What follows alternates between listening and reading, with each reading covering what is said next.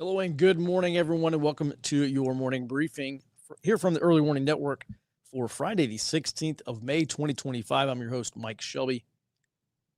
Let's go ahead and start off with a brief admin note. So, yesterday I had the great fortune to interview Michael Every. He is the global strategist over at Rabobank, which is a Dutch multinational bank. If you read my weekly economic early warning reports, I've talked about Every so often because he's really been one of the leading thinkers on exactly how the Trump administration is forcing this global realignment. And so in our conversation, we talked about the end of the current dollar system. We talked about what the next dollar system looks like. He's actually quite optimistic about the U.S. chances as we move through this period. We also talk about the end of American exceptionalism and also what comes next. And so there's a reason why he was my very first guest on this new interview series we just started called EWN Early Warning Debrief. And it's my attempt to go out and talk to these people who I think know what's going on and try to learn from them so that we can be better prepared.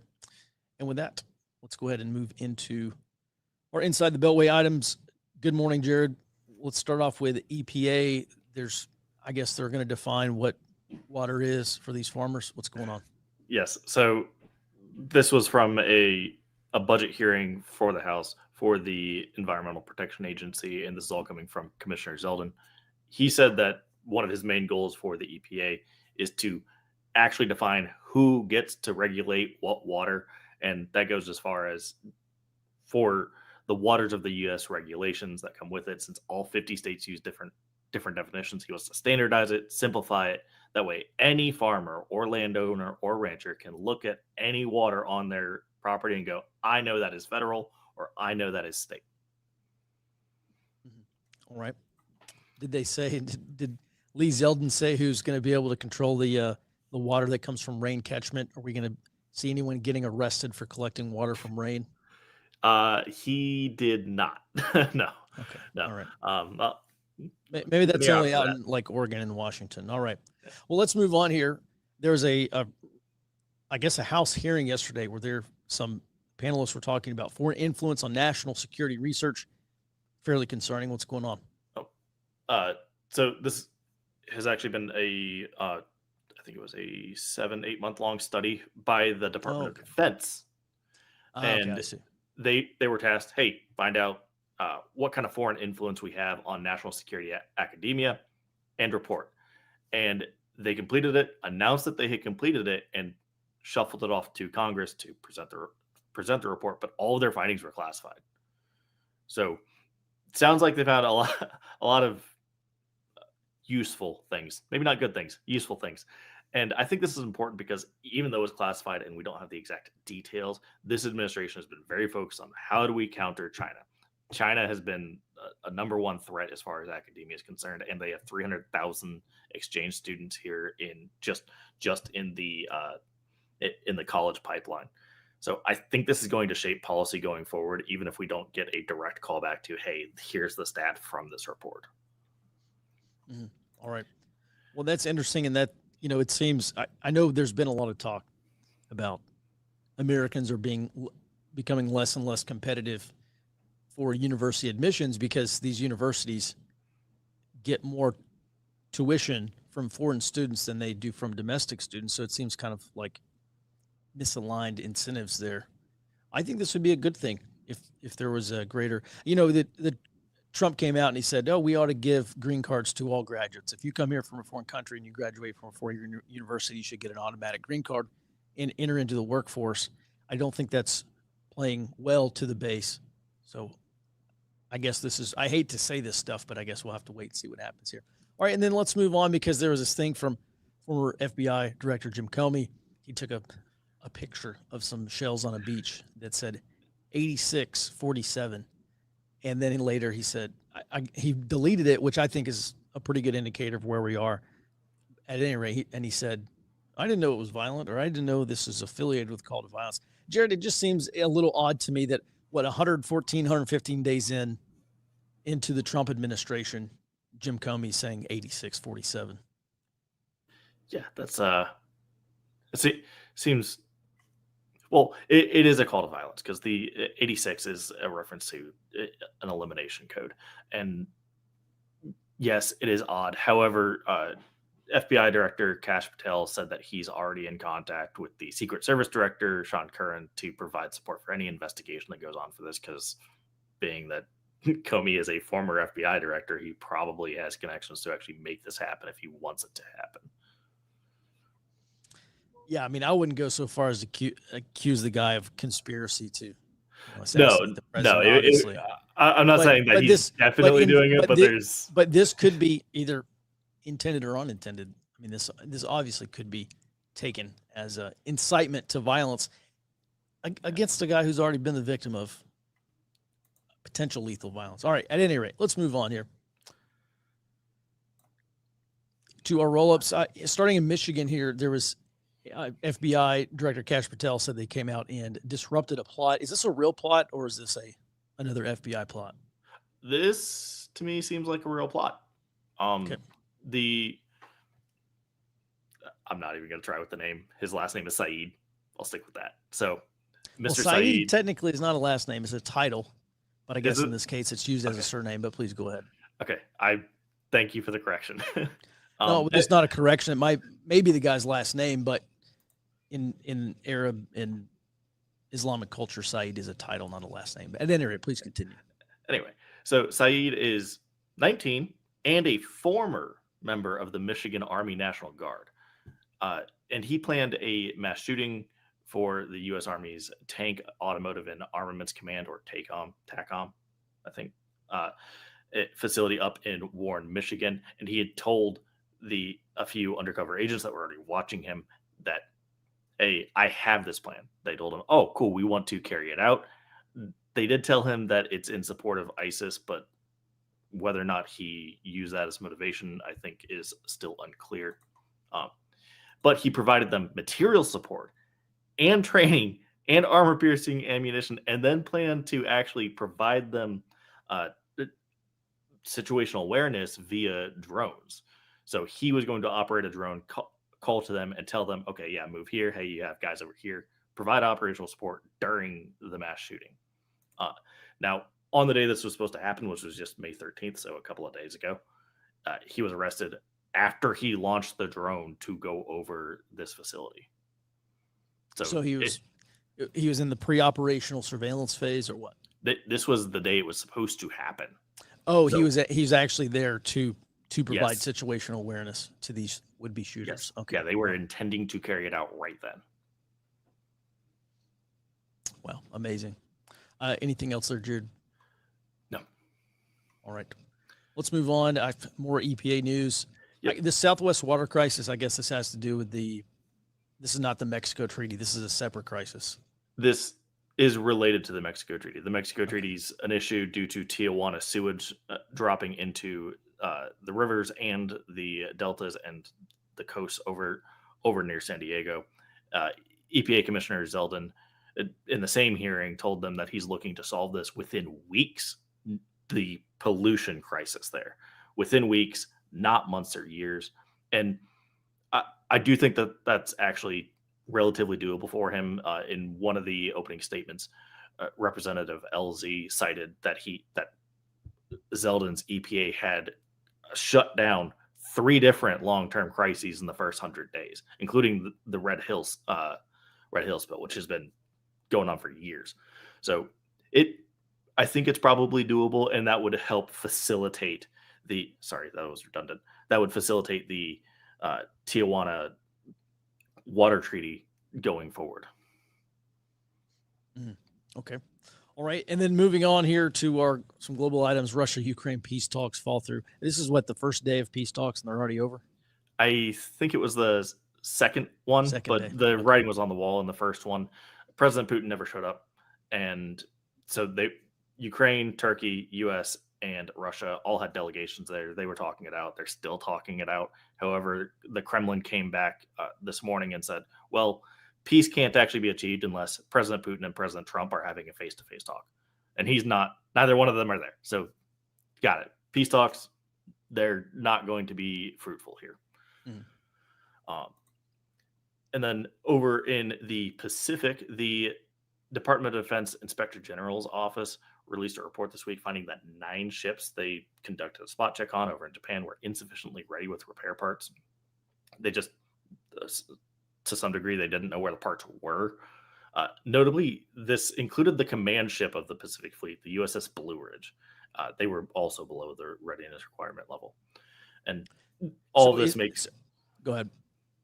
All of this, these repair parts, they're for rapid repair. Basically, hey, you burnt out an electron tube. Hey, here's another one. Go get back in the mission. This makes those ships a lot more susceptible to that kind of damage. Mm-hmm. All right, so we're talking about not just readiness to respond, but also a part breaks mid-operation and they don't have the spare parts. I mean, if a war were to start tomorrow, because it's just interesting. A lot of these people are talking about war in the Indo-Pacific and the United States going to war with China over Taiwan and the first island chain. And we've got ships in Japan that don't have spare parts to fix. These are pretty routine, like maintenance issues, right? Yes. Just anecdotally, the electron tube I'm specifically thinking of is one that I used in my system. We would burn through, I think it was like 2 or 3 a month. So like you replace them quickly, and we weren't the only ones that had a high use item or high consumption items like that. That's why you have these repair parts on board. And I think another trend that we see there is that since some of these were such low accuracies, which we won't get into the numbers there, it also shows an issue for actually keeping the records. If you don't know where the parts are, you can't issue the parts, even if the part is on board. Mm-hmm. Similar problems in the Army with your supply sergeant. All right, on that topic, we've Treasury Secretary Scott Bessent is over in Asia, and I guess he's talking with some foreign leaders there, talking about trade deals. And South Korea came out, and they have offered the U.S. shipbuilding some shipbuilding assistance. Jared, I know you have talked about that before. I think the argument is not only does South Korea have the industrial capacity to build ships, but isn't the argument, let's just build ships that are already over in the Indo-Pacific, and they're closer to the theater of war that they're going to be involved in. Yeah. You make them from start to new home port all in the Pacific, and ta-da, they're there. And Japan's talking about getting in here too. But Secretary Bessent is confirming, yes, the South Koreans did offer this, and he thinks it's a very good offer. So I think it's probably going to go forward. It's just a matter of getting the approval to build a U.S. weapon outside of the United States. That's probably the biggest issue. Mm-hmm. That said, I have seen talks between South Korean officials, Japanese officials, and with some U.S. representatives, they're not officials, talking about, okay, well, we can do a trilateral agreement here, help really build the stateside shipbuilding capacity as well, get more ships out on stateside, build them over in South Korea and Japan. That way they're immediately forward deployed. And they both also build Aegis destroyers anyways. They know how to build the primary surface combatant. Mm-hmm. All right. So, Jared, do you have any idea, let's just say a destroyer, any idea what a modern destroyer costs to build? I want to say it's right around $1 billion per hull. Okay, $1 billion. How much does an electron tube cost? Depends on which one you're talking about. What was it? I think it was just ballpark 20,000. I think it was 20,000. It's been a while since I had to buy one. Okay, so I hope it's not lost on anyone, the irony that we're talking about building $1 billion ships and fielding them at a time when we can't come up with $20,000 electron tubes to keep them in the fight. So hopefully that gets solved. All right, Jared, anything else to add there? This is an interesting discussion. Anything else? There's probably going to be a lot of legal fights behind the scenes.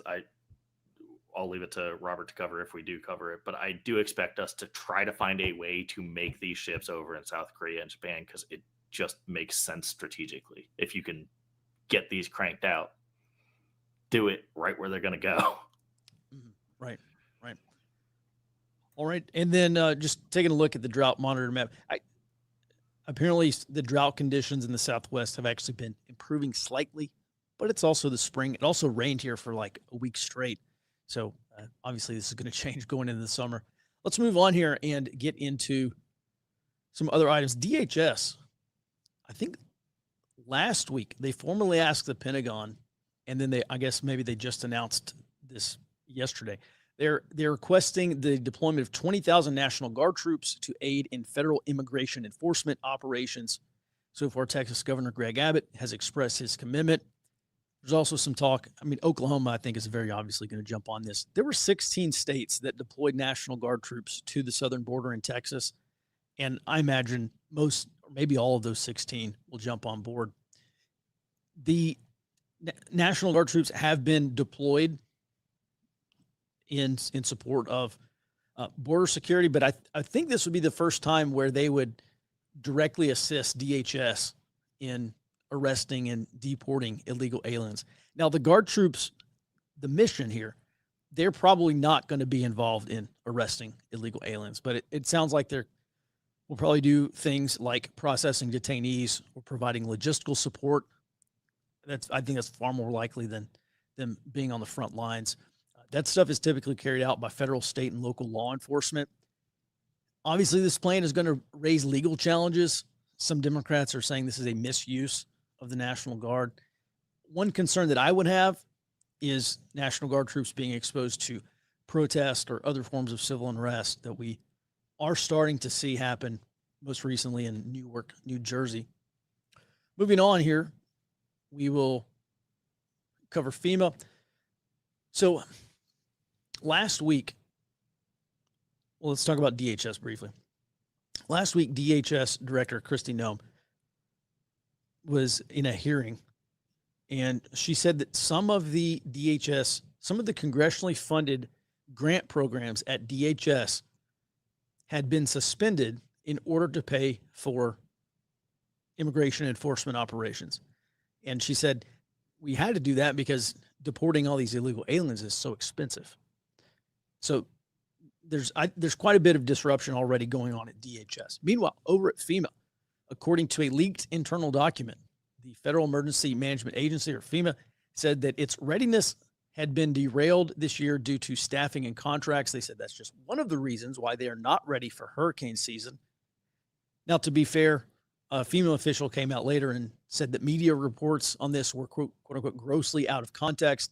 They said that FEMA is fully activated in preparation for hurricane season. But there's actually quite a bit of turmoil going on at FEMA as well. So in addition to these staffing-related issues at FEMA, and this is probably the result of DOGE, I imagine, the budget cuts and cuts to the federal workforce, there are two other major disruptive factors going on at FEMA. First, acting FEMA director Cam Hamilton was fired earlier this week for expressing opposition to the Trump administration's plan to close or greatly reduce FEMA as a federal entity. He told Congress that he thinks closing down FEMA would not be in the best interest of the American public or American national security. And then, so he got fired. He was 86th. And then as part of this shift, the Trump administration wants to push greater responsibility for disaster recovery down to the states. And so if this plan were to go through, disaster response, I would expect could greatly slow down in some states, because these states are saying that they're just not ready. They don't have the funding and they don't have the same ability to respond as the federal government does. Not that I'm in the solutions business here, but I look at groups like Cajun Navy, and I look at the Amish people that were down in North Carolina, I think still down in North Carolina, building homes for these people whose homes have been washed away. And one thing these states seriously ought to look at is creating a disaster auxiliary program. Call for volunteers at the state level, because we just routinely see humanitarian and disaster response groups, again, like the Cajun Navy, simply do more with less. And if we want to talk about cutting budgets, that means people have to be more efficient. And one of the things that Senator Rand Paul said about this, he said it's really easy for states to go to the federal government and obviously request maximum funding for these emergency disaster declarations, because he said the states just love spending money. The states don't have to pay for it. The states aren't printing the money They're just getting it from the federal government. So there's really it's like just free money to the states is how they see it. And he said there's really no incentive there to be conservative or to maximize efficiency. And so that's obviously I think a very good point. Meanwhile, hurricane season starts on June the 1st. The Colorado State University Tropical Cyclones Radar and Atmospheric Modeling Team expects hurricane activity to be lower than last year, but still register 17 named storms. Only a handful of those, I think, would go on to be hurricanes. The Weather Channel predicts 19 named storms, and I think they said 4 would become major hurricanes. As an aside, I think there's something much larger going on here. And this probably goes back to the Project 2025 stuff.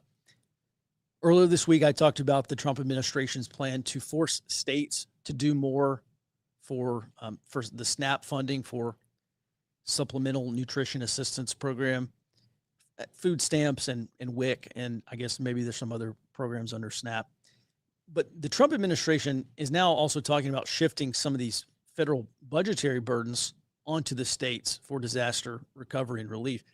So not only would these moves reduce the federal budget deficit, but in theory, they would also apply pressure on states to maybe defund some of these social justice programs so that those states can have enough money to fund actual public services.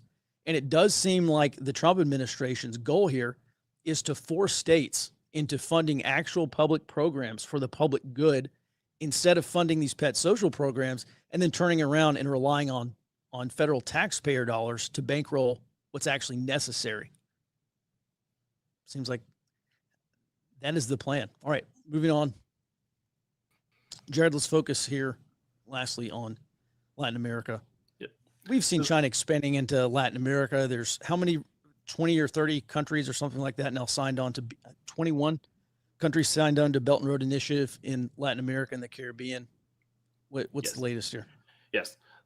We covered the China LATAM conference that they did earlier this week, and they mentioned Xi Jinping specifically mentioned there would be 5 nations that get visa-free travel to China for 30 days.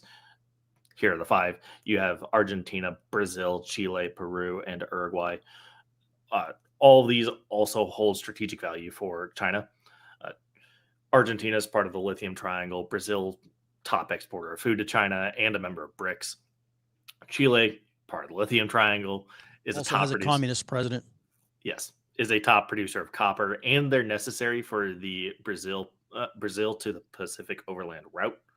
I do want to note it is interesting that even though China's offering this, during this conference, Chile did send a letter to the United States offering for additional negotiations on critical minerals. We covered that earlier this week, but it's interesting to see that even with this, Chile is still saying, hey, U.S., I don't want to leave quite yet.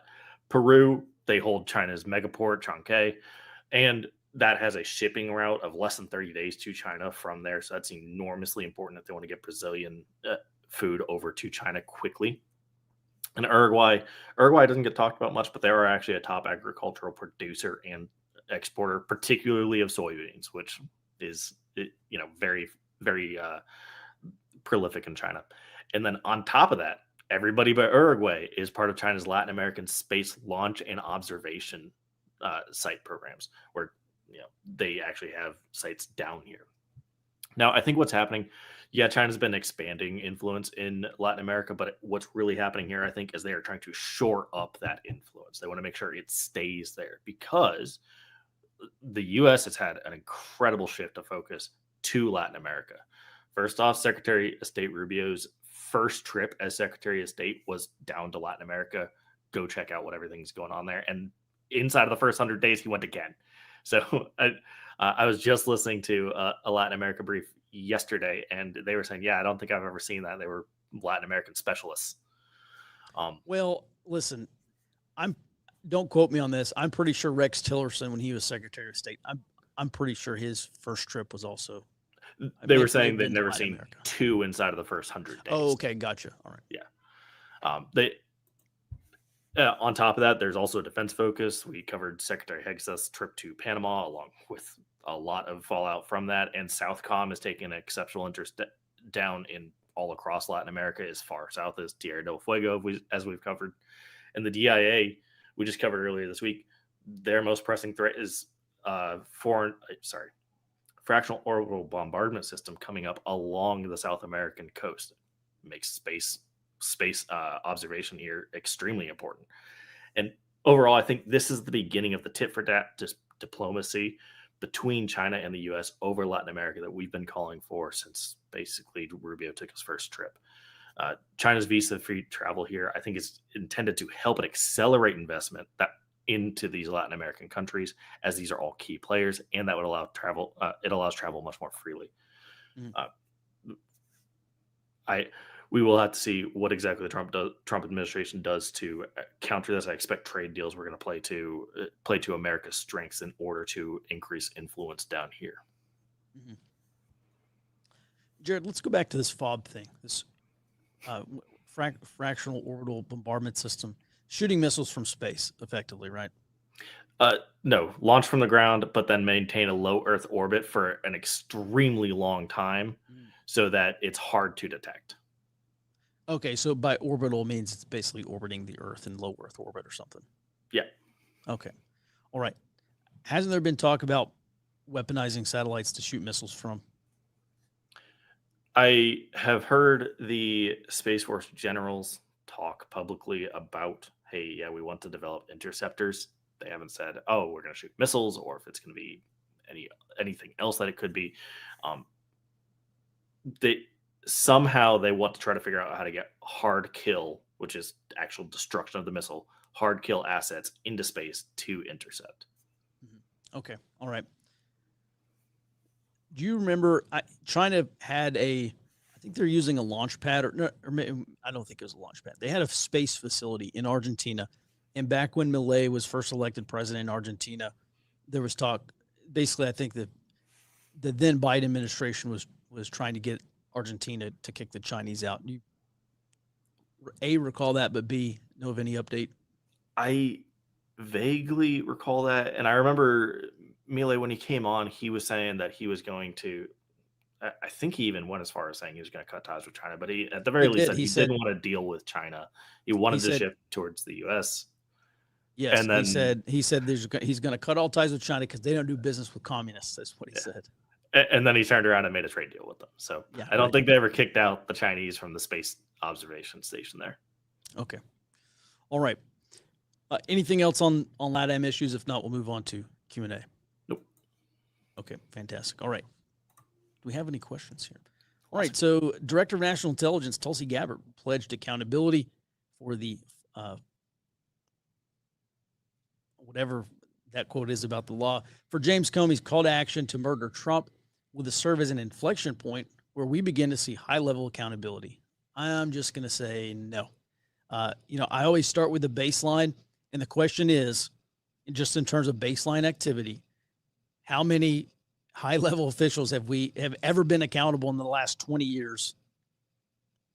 Very few, approximately zero. I'm just going to say probably not going to change. I don't know. I think, listen, anytime you deal with any legal issues or arrests or charges, if you're a DA or you're the attorney general or whoever's going to prosecute this case, you're looking at your clearance rate, you're looking at your success rate.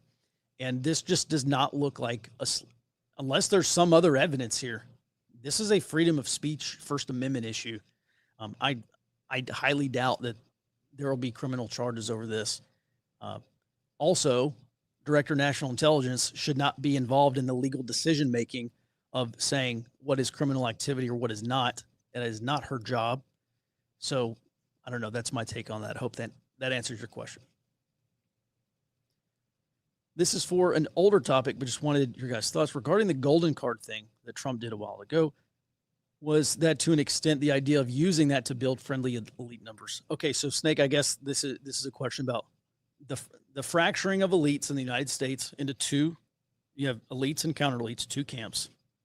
And I guess the question is, was this an effort to bring over foreign elites to join the counter elite camp? I would say no. I think this was a money-making thing. I think the Trump administration, I think they've talked about merit-based immigration and getting the world's best and brightest over here. And, I think that was probably a thing where, yeah, you want to pay what I think is 5 million per gold car. So yeah, you want to pay 20 million to bring your entire family over and become U.S. citizens. I think that was far more likely the case. Right, how can he be former? Was he? Oh, Jared, I guess this is in regard to the National Guard soldier in Michigan. So how can he be former? Was he dishonorably discharged? If I remember right, the National Guard is a 4-year commitment. You have to be 17 to join. It may actually be a 6-year commitment in the Guard. I could be wrong on that. So I think the math doesn't add up. Jared, I don't have the numbers in front of me. I don't think the math adds up either, but a lot of the details that the Justice Department did release point to he was probably discharged. I wouldn't say dishonorably. It was probably OTH, other than honorable. But yes, not old enough to have served the full time, and he was already in contact with federal agents that were looking for, hey, is he going to run a plot? And he did. He probably set off some alarm bells. They kicked him out and caught him. Yeah, I would not be surprised for someone in his unit to have noticed, or maybe even local law enforcement to pick this guy up on something, and then he got a general discharge or other than honorable, which is going to be a red flag, especially if this guy's has extremist tendencies. Huge counterintelligence risk. So I applaud everyone involved for catching this guy. It's fantastic. Wasn't there another Islamist plot or something like that? I could be wrong. I thought there was another one that was recently broken up not too long ago. Some ISIS-inspired thing.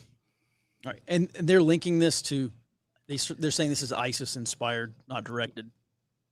Yes, and that is actually coming from the 2 undercover agents. They told him, "We want to do this." What was the exact quote that they had?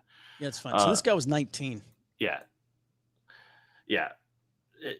So I won't say that he was ISIS, but at the very least, that did not deter him. Mm-hmm. All right. Next question. What is the takeaway from Trump's Middle Eastern visit? Well, they are talking about $2.5 trillion in foreign direct investment. I think there's probably some debate if that's $2.5 trillion or $2.5 Trump trillion, whether it's exaggerated or not. I think it's just if you want foreign direct investment into the country and you want closer relations to the Middle East, I think there's 2 main takeaways. A, Trump just did that.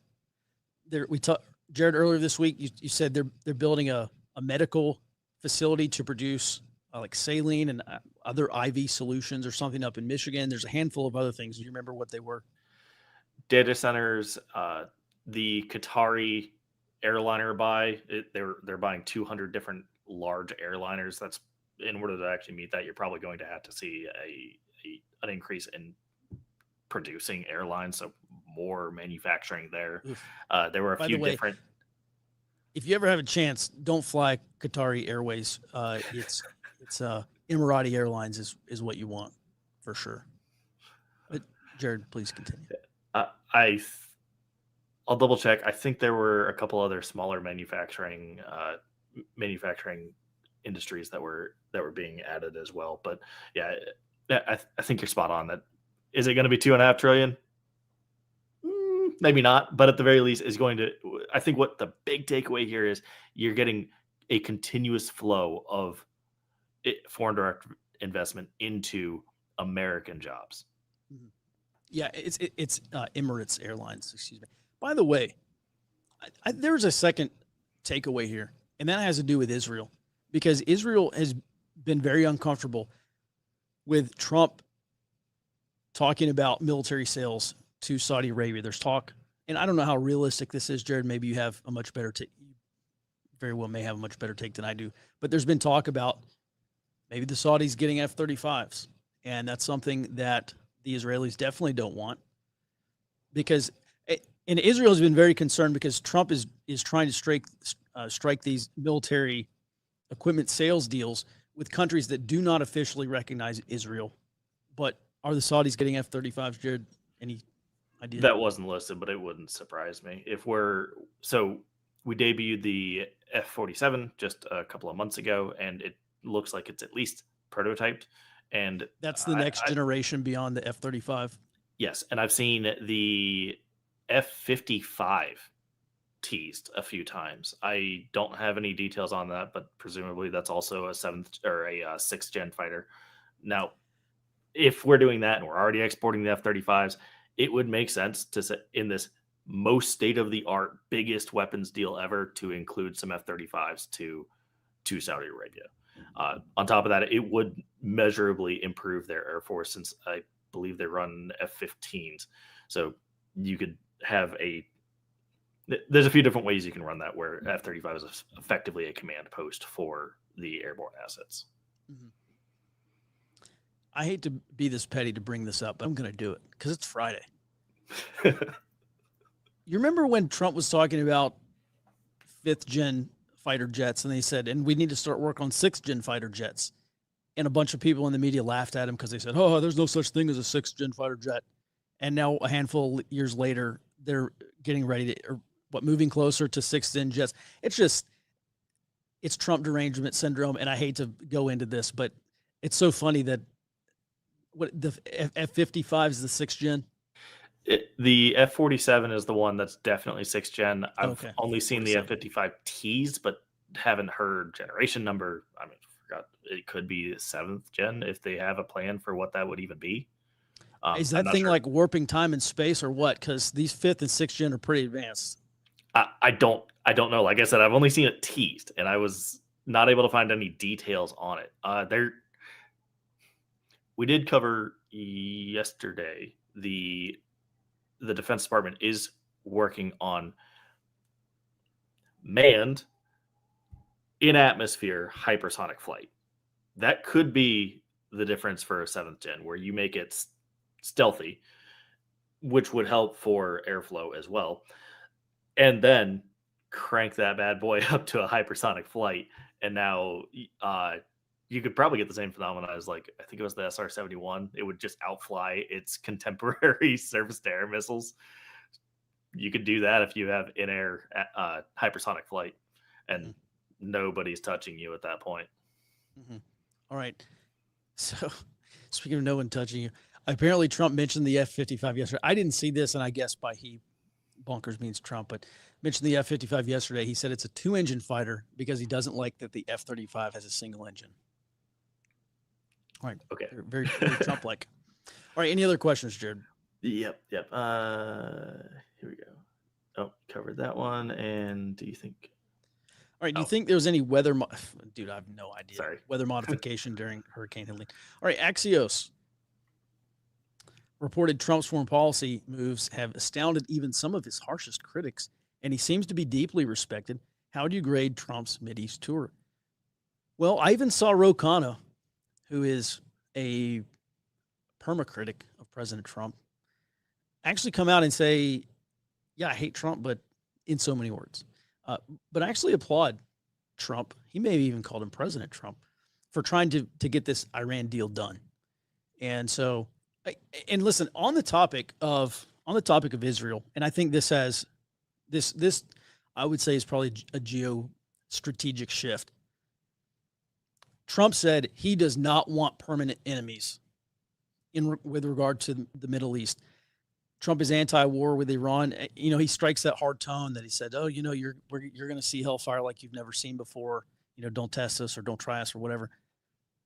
But I thought that was very important. Trump said no permanent enemies in the Middle East, and it really does seem like, along with the pivot, bring Ukraine to an end, give that can of worms to Europe and say, good luck. You made your bed, sleep in it.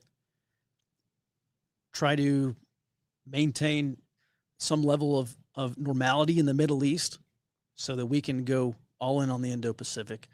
I mean, that's nothing new, and lots of people have talked about that. We've been talking about that for a while.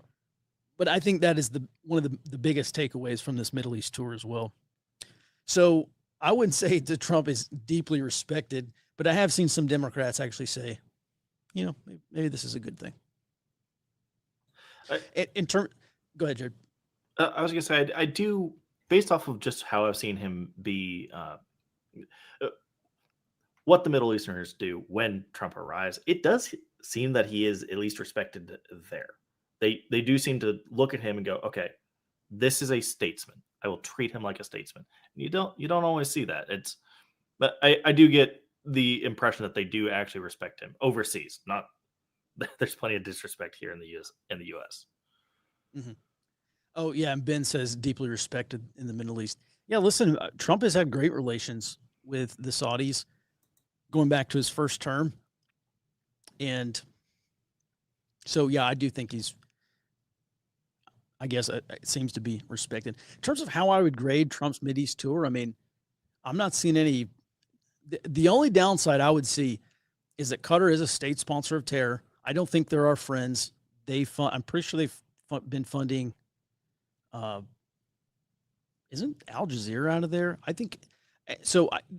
We know that Qatar has been propagandizing American citizens. I don't think they're our friend.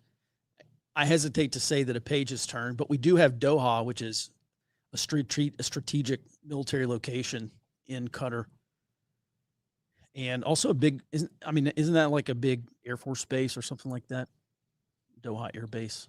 I don't know. I remember that being a hub for flying in and out of theater in Iraq and Afghanistan. We use Bahrain. Everything Navy was You're through Navy Bahrain. guy. Yeah.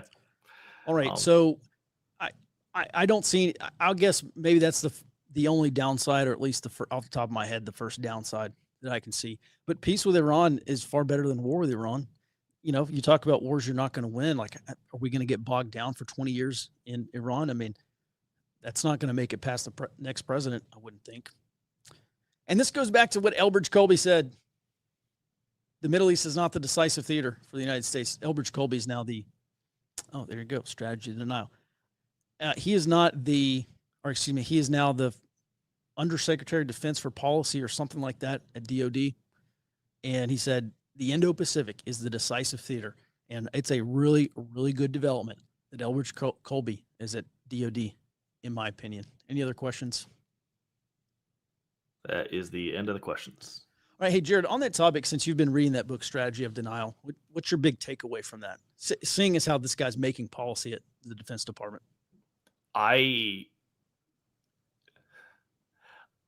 I'm very excited to see what he does over the next couple of years in that position, because I read his book, and over the last couple of years here, we've been trying to figure out, okay, what's China doing? What are their actual moves? Will they go? Won't they go? Is everybody prepared? Who's coming to the table? He's got that laid out on, hey, here's what you should be doing. And this was written in 21, I think it was.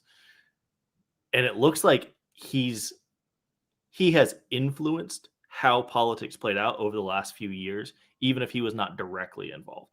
Just his thoughts, this must have been proliferated. Like, Japan stepped up. Everybody's stepping in to say, hey, we are here to support Taiwan. That's exactly what he calls for in this book.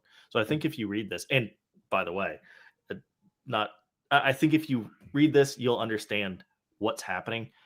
And it also mirrored all of our last few years worth of reporting. Like, you read it, and it's like a recap of what, a Forward Observer and Early Warning have been talking about for years. So great to read. But I do look forward to it, because I think he's got a very good containment strategy set up, and we've covered that. I think it has worked. We still have 18 months to figure out if it did work, but I said back in January that I don't think China's got it in them to do it. Mm-hmm. All right. So you say China doesn't have it in them, and you're talking about a large scale military operation, which could include an encirclement blockade of Taiwan. Yes, because of how many other nations would immediately get involved. I don't think that they've got it in them. Like, their goal was military readiness, and the allies picked up and moved the goalpost. Like, if you want to be military ready, fine. You're going to fight. You have to be ready to fight Japan, Taiwan, Philippines, and the U.S., and probably a few other people. That changes how they have to perceive military readiness. And I don't think they can achieve that in the next 18 months. And there's a whole lot of extra details in there. Quick note. One of the defense contractors I was listening to last week, they mentioned, oh yeah, we need to do simplified and modifiable ammunitions. We've talked about the quick sync JDAM before, which they said they have produced 500,000 JDAMs, and South Korea and Japan make them. You have effectively turned it into a short range anti-ship missile that can actually sink a ship. And now there are 500,000 of them floating about. That's a strategic level issue for China. Like, how do you even combat that? Okay, so a JDAM, the Joint Defense Air, whatever, munition, whatever, that is it's extremely accurate. Like, we're talking about pushing a JDAM through a window kind of accuracy. That's typically dropped from an airplane. What is the quick sync? There are 2 kits that you can attach to this thing, one on the front, one on the back, make it effectively a 40-mile missile. Quick sync is a very simple active radar. It will home in on the biggest thing there is. Put it towards a warship. Say, go get it. And the extended range modification on the back allows it to effectively turn into a short range missile, because it will actually allow it to go 40 miles and maneuver to a small degree. It won't maneuver a lot, but it will maneuver somewhat. And when you take into account that the JDAM comes in, I think it's 1,000, 1,500, and 2,000 pound variants, like, you're talking about an enormous warhead on a very simple missile and a ton of them. Mm-hmm. So the idea that, oh, well, we only have a week's worth of missiles. Well, you're only counting the JDAMs as bombs. You actually have probably hundreds of thousands of missiles. And it doesn't matter what, like, the U.S. Navy couldn't stand up to that. If we fought ourselves, we would still lose that, because nobody can tackle that many missiles in a single go. You could do 30, 40 of them at once. Mm-hmm. By the way, joint direct attack munition. That's what JDAM stands for. It's not whatever I said. I knew it was wrong. Joint direct attack munition. All right. Any other questions? Sure. Nope. All right, great. Well, listen, we're able to do this Monday through Friday because we run a membership called Early Warning Network membership. And not only do you get access to our written report also that we send out in the morning, but also you get access to our community of like-minded information sharers. We're adding information and talking about things all throughout the day. It's far better than Twitter because this is focused, right? We're talking about intelligence value. We're not talking about whatever crazy stuff is on social media. It's very focused on issues that matter. And we don't sell coffee.